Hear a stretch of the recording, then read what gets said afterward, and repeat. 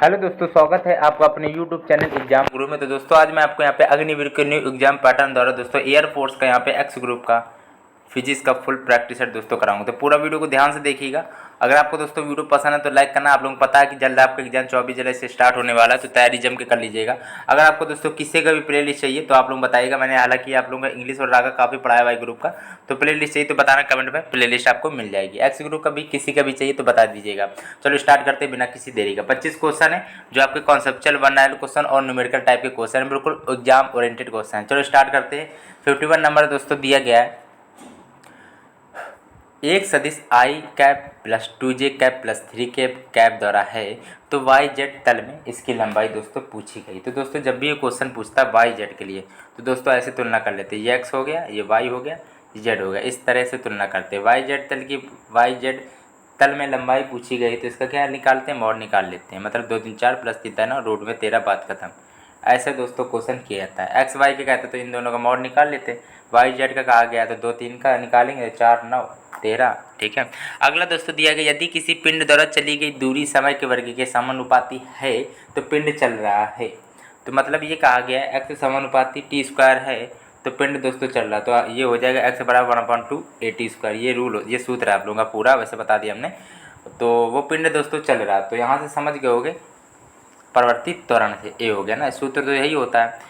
और एक्स समानुपाती T square यहाँ पे बोल दिया गया, वैसे होता है एक्स बराबर 1/2 ए टी स्क्वायर होता है। तो यहाँ पे त्वरण परिवर्तित त्वरण से। अगला दोस्तों दिया गया, बिना झुके मार्ग पर v वेग से चल रहे साइकिल सवार को r त्रिज्या के मोड़ पर मुड़ते समय थीटा कोण से अंदर की ओर झुकना होगा जिसका मान होगा।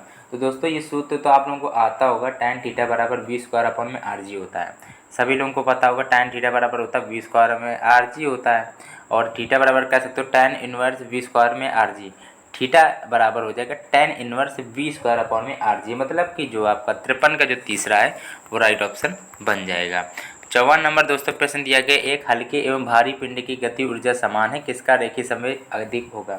54 नंबर दोस्तों दिया गया है। तो आप लोगों को यहाँ पे इंपॉर्टेंट बात बता दें दोस्तों, काइनेटिक एनर्जी दी है और संवेग पूछा गया है। अच्छा, तो दोस्तों ऐसे करना, के बराबर ऐसे कर लेना, आप लोगों ने शायद पढ़ा होगा। देखो पी स्क्वायर समानुपाती एम होता है दोस्तों, सभी लोगों को आता होगा, इस प्रकार से आप लोग कर लीजिएगा। ठीक है, तो कोई दिक्कत होगी नहीं। वैसे आप लोगों को ये पढ़ा होगा सूत्र, के बराबर होता है पी स्क्वायर अपॉन में 2m। ठीक है, तो यहाँ पे रैखिक संवेग मतलब पी की बात की गई है। ठीक है, तो ऐसे आप लोग कह सकते हो। ठीक है, तो ये 2m ऊपर चला जाएगा तो ये समानुपाती होगी किसके, m के भी। ठीक है, तो यहाँ पे m समानुपाती पी स्क्वायर के भी हो गया तो संवेग अधिक होगा दोस्तों। इसमें 54 का जो पहला है वो वैसे भारी पिंड का, किसका रेखी पिंड अधिक होगा, भारी पिंड का। अगला दिया गया है, किसी ग्रह की आर की एक परीक्षा एक कक्षा में परिक्रमा टी है और 4r आपकी त्रिज्या दी गई है, कक्षा में इसका परिक्रमा काल आपका पूछा गया है। 55 नंबर प्रश्न है।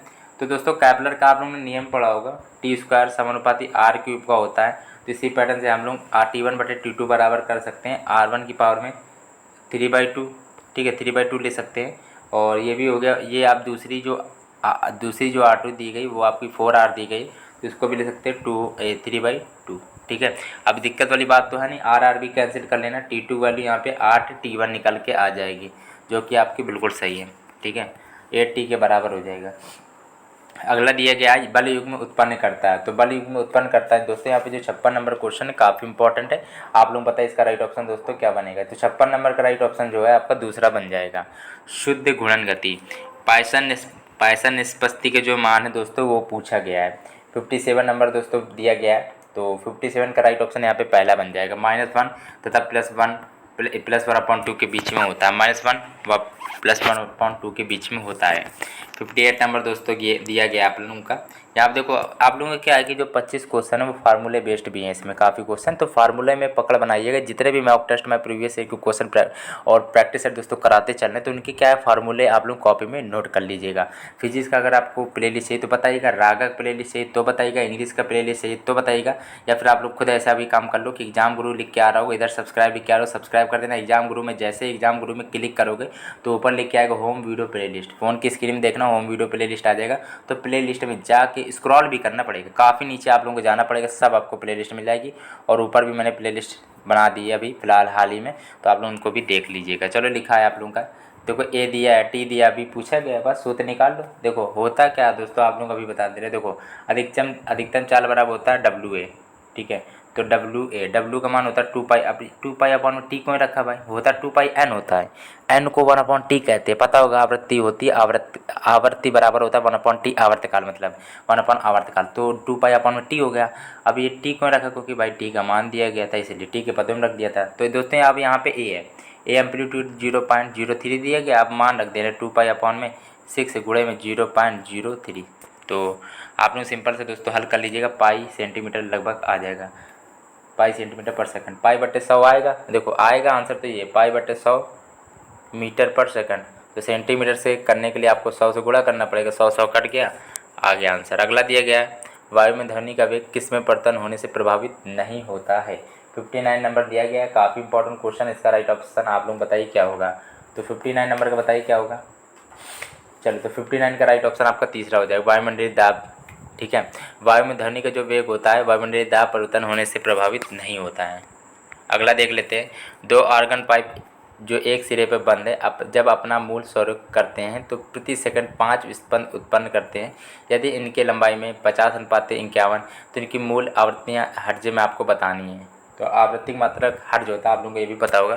तो 4 ऑप्शन को देखिएगा हाल। वैसे तो मैंने ये पिछले प्रैक्टिस सेट में आपको ये क्वेश्चन बताया भी था, ठीक है, काफ़ी बार ये क्वेश्चन आया भी, आप लोग बता भी चुके हैं। तो 250 255 आ जाएगा आप लोगों का, ठीक है। इसमें क्या था, सिंपल था, आप लोगों का कोई दिक्कत वाली बात नहीं है।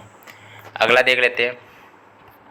चलो यहाँ पे लिखा है क्या दोस्तों, देखो आप लोग सिंपल से गुणा कर दिया गया है, इसमें केवल 250 हो गया और इसमें फिर गुणा कर देंगे तो 255 आ जाएगा, गुणा करना था। अगला दिया क्या, ध्वनि कैसा है, तरंग है। तो दोस्तों आप लोगों को पता था इसमें भी धारा, इसमें भी धारा, ध्वनि आपकी अंधेर होती है और वैसे प्रकाश आपका अनुप्रस्थ होता है। 61 नंबर का दूसरा राइट ऑप्शन बन जाएगा। दोस्तों ये दिया गया विद्युत चुम्बकीय तरंग गैस में किस प्रकार गमन करती है। तो 62 नंबर दिया गया है, 62 का जो अनुप्रस्थ, ठीक है, अनुप्रस्थ के रूप में। अगला दिया गया पानी से भरा बीकर में, मान लीजिए पानी के गिलास में भी लिख के आ जाता है बर्फ़ का टुकड़ा तैर रहा है, जब बर्फ़ पिघलेगी तो बीकर के पानी का जो स्तर पर क्या प्रभाव पड़ेगा। तो लॉजिक सोचोगे तो पानी का स्तर बढ़ जाना चाहिए, लेकिन कुछ नहीं होता, इसमें अपवर्तित रहेगा। बर्फ़ अगर डली है, उसमें बर्फ़ घुल भी रही तो उसका जो स्तर उस पर कोई प्रभाव नहीं पड़ेगा। 63 का तीसरा ऑप्शन राइट ऑप्शन बन जाएगा। अगला दिया गया विद्युत क्षेत्र, जो विद्युत क्षेत्र की तीव्रता है जो दोस्तों आदि से सदिश से टेंसर है। 65 नंबर दोस्तों दिया गया है, तो सदिश है, ठीक है। आपको बताया था जिसमें वाय तो सदिश राशि होती है, दिक्कत वाली बात थी नहीं। अगला दिया जिसमें जैसे वाय और बाय तो वह सदिश राशि होती है। अगला दिया सरल आवर्त गति में किस विस्थापन पर गति ऊर्जा स्थिति ऊर्जा के 1/3 हो जाएगी। तो 66 नंबर दोस्तों दिया गया, काफ़ी इंपॉर्टेंट क्वेश्चन है, आप लोग इसका बताइए राइट ऑप्शन क्या होगा। हालांकि मैंने कॉपी में इसको हल कर दिया है, तो आप लोग इसको देख लो, ठीक है। गति ऊर्जा है जो स्थिति ऊर्जा की 1/3। देखो सरल आवर्त में गति ऊर्जा का सूत्र थोड़ा अलग होता है, आप लोग यहाँ पे देख लो कॉपी में। चलो तो सरल आवर्त में गति ऊर्जा होती है 1/2 m² वाई स्क्वायर, और वो जो आपका 1/3 हो जाती है स्थिति ऊर्जा की, तो 1/3 1/2 m² ए स्क्वायर होता है दोस्तों, इसमें ए स्क्वायर हो जाता है, बस इतना है। इसमें वाई स्क्वायर होता है के में, और आपका इस पोटेंशियल एनर्जी आपका वाई में ए स्क्वायर हो जाता है। तो वाई बराबर आप लोगों को निकाल जाएगा यहाँ से +-a/√3।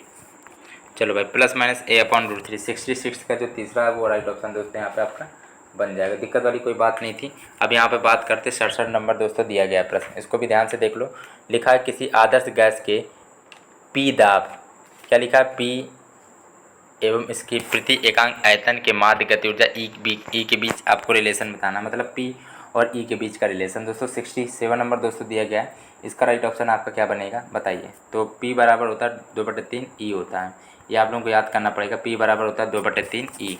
तो राइट ऑप्शन वैसे आप लोगों का तीसरा था, पी बराबर 2/3 ई होता है, तो यहाँ पे तीसरा 67 का तीसरा। अगला दिया गया है 68 नंबर, लिखा 2 समांतर दर्पण जो परस्पर 60 डिग्री कोण पर झुके हुए हैं के बीच एक वैद्युत बल्ब रखा जाता है, तो बने हुए प्रतिबिंब की आपकी वो बतानी संख्या। दोस्तों इसका थोड़ा अलग रूल है, आप लोगों को बता देते, ध्यान से समझिएगा। देखो भाई इसमें क्या है कि ऐसे कर लेना, सूत्र होता है प्रतिबिंब की संख्या बराबर होता है 360/में होता है, ठीक है। ये सूत्र केवल लिख लेना, कितना आएगा, थीटा का मान तो रख दें, देखो 360/थीटा होता है प्रतिबिंब की संख्या जब निकालना होता है, तो थीटा 60 दिया गया दोस्तों, ये हो गया 6। अब इसका रूल है, अगर सम आए प्रतिबिंब की संख्या में, अगर सम आए तो -1 कर देना, अगर विषम आता है तो -1 ना करना। सम आ गया मतलब 6 में 1 घटाओगे तो 5, हालांकि कुछ लोग ऐसे बताते हैं 360/θ -1 कर लें, लेकिन ऐसे मत करना। -1 पहले ही कर दोगे तो पता नहीं चलेगा ना विषम आंसर आएगा कि सम आएगा। तो आप लोग 360/θ ही हल करना और ठीक है, अच्छी बात है। तो 5 आएगा। -1 जरूर करिएगा सम आए तो। सम आपको पता होगा जो 2 से कट जाती है। अगला दोस्तों दिया, अगर विषम आए तो -1 मत करिएगा, कुछ ना करिएगा। अगला दिया गया है, दिए गए चित्र में ए बी के बीच समतुल्य धारता पूछी गई। 69 नंबर दोस्तों दिया गया, काफ़ी इंपॉर्टेंट है। आप लोग इसका बताइए राइट ऑप्शन दोस्तों क्या बनेगा। चलो तो आप लोगों को क्या है करना है, देखो इसको हम लोग कॉपी में भी हल करके आप लोगों को दिखा चुके हैं वैसे। चलो इसको देखो क्या करना है। इसका राइट ऑप्शन आपका बनेगा 3c/8 हो जाएगा। ठीक है, सिंपल सा था दोस्तों। ठीक है, चलो अगला दिया गया है, आप लोगों को ये हल भी करा चुके हैं काफ़ी बार। इसमें लिखा 70 नंबर है, यदि 4π प्रतिरोध के एक तार को मूल लंबाई के दोगुना आपका लंबाई तक खींचा जाता है तो उस खींचे हुए तार का प्रतिरोध है। तो आप लोगों को पता होगा कि R समानुपाती L² को होता है। चलिए तो बात की बात है, लेकिन इसमें क्या है कि 1 मिनट देखो, अब इसमें आप लोग ये सीधा सूत्र लगा लो। R1 बटे इसी पैटर्न से R1 बटे R2 बराबर हो जाएगा R समानुपाती L² होता है ना, तो L1 बटे L2 कर लेंगे। L1 की वैल्यू L दी है, अब मूल लंबाई L थी, अब मूल लंबाई के दोगुना है तो मतलब ये 2L हो जाएगा, स्क्वायर हो गया। ठीक है, तो इसको ले सकते हो L कट गया 1/4 हो गया। ठीक है, अब इसमें क्या है कि R2 बराबर हो जाएगा, R2 बराबर 4 R1 हो जाएगा, और R1 की वैल्यू यहाँ पे 4 दिया गया, तो ये देखो R4 दिया गया, तो यहाँ पे 4 को 16 हो जाएगा। 16 कहाँ है, राइट ऑप्शन बन गया। ठीक है, अब कोई दिक्कत वाली तो बात है नहीं इसमें। ठीक है, अगला दिया 71 नंबर दोस्तों दिया गया है, दिए गए चित्र में ए तथा बी के बीच समतुल्य प्रतिरोध आपको को ज्ञात करना है। दोस्तों 71 नंबर दोस्तों दिया गया है, इसका बताइए आप लोग राइट ऑप्शन दोस्तों क्या बनेगा। आप लोग क्या कि पहले इसको समांतर क्रम में कन्वर्ट कर लीजिएगा, फिर आपका फिर इसको श्रेणी क्रम में बता दीजिएगा, फिर राइट ऑप्शन आपका ए और बी का निकल आएगा। ठीक है, थोड़ा आपका लॉन्ग में जाएगा ये क्वेश्चन, आप लोग आराम से कर लीजिएगा। सबसे पहले समांतर में इसको कन्वर्ट करो, 2 हो जाएगा। ठीक है, ऐसे ऐसे आप लोग फिर इसको फिर कर लेना। ठीक है, 1/2 + 1/1 निकालोगे, फिर आप लोग इसका ऐसे कर लेना। ठीक है, तो इसी पैटर्न से आप लोगों को करना पड़ेगा। पहले इन दोनों को निकाल लेना, फिर ऐसे ऐसे निकाल लेना, फिर इनका जोड़ लेना, इनका जोड़ लीजिएगा। ठीक है, फिर आप लोगों को कोई दिक्कत वाली बात नहीं। ए और जो बी का जो आपका निकलेगा रिलेशन वो 8/7 ओम निकलेगा। अगला दिया गया है, लिखा है दूर दृष्टि से पीड़ित व्यक्ति 1.5 मीटर से समीप वाली वस्तु को देखने में असमर्थ है। 30 सेंटीमीटर दूरी वाली पुस्तक को पढ़ना चाहता है, उसके चश्मे के लेंस की क्षमता बताइए। तो 72 नंबर प्रश्न है, आप बताइए इसका राइट ऑप्शन क्या होगा। देखो 1/f बराबर होता है 1/v - 1/u 1/v - 1/u। दोस्तों ये कि 30 सेंटीमीटर को 30 को मीटर में करोगे तो 30 बट्टा हो गया 100। सेंटीमीटर को मीटर में चेंज करेंगे ना तो 100 से भाग देंगे। ठीक है, तो ये आपका कितना हो गया 3/10 कह सकते हो, 3/10। तो या फिर इसको ऐसे ही लिखे रहने दो, या फिर आप लोग काट लीजिए, या फिर 300 बट्टे या फिर 30/100 लिखे रहने दो। ठीक है, तो आप लोग 1/v होता है। ठीक है, तो 1/v - 1/u सूत्र लग देना आप लोग। और ये दिया 1.5 मीटर, तो 1.5 मीटर को ले सकते हो 3/2, तो 1/v है तो इसको लिख देंगे, उल्टा चला जाएगा तो 2/3 हो गया।